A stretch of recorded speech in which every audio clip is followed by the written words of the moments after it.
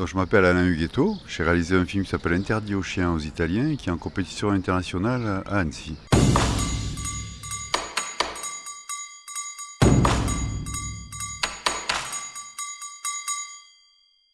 Un jour de l'automne 1922, Luigi et 2 de ses compagnons se sont enfuis en France.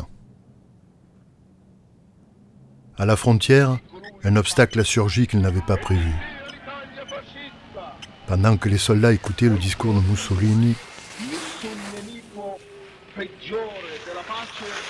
Luigi, qui avait participé au creusement du tunnel du Simplon, s'est mis au travail. L'originalité, c'est que j'ai creusé sous mon nom, en fait j'ai regardé sous mon nom et j'ai trouvé une histoire, une chronique même. J'engage tout le monde à regarder sous son nom, puisque c'est là qu'on y trouve les plus grandes choses, quoi. C'est un devoir de mémoire. Mon père posait toujours cette question, il avait une interrogation en fait, dans tous les repas de famille, il disait il y a un village en Italie où tous les habitants portent le même nom que nous.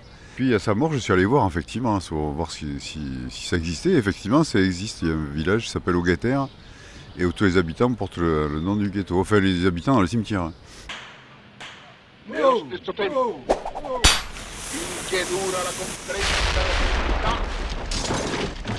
Le savoir de mon grand-père s'est transmis dans les mains de mon père.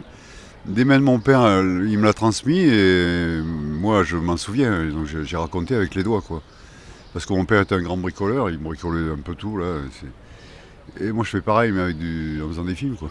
En fait la main c'est quelque chose qui agit, c'est un personnage déjà, et c'est un personnage qui agit sur le monde, en fait, sur ce monde-là, quoi. Et comme je suis intégré à ça, je fais partie prenante de cette famille, voilà, c'était bien que je puisse mettre la main, puis comme je parle de mon père, de ma grand-mère, c'était tout à fait naturel que ma main vienne dedans, hein. C'était pour ça, dans le récit c'est tout à fait naturel, quoi. Et à la fois je devais trouver la voix d'Ariane très très très vite, Ariane Ascaride.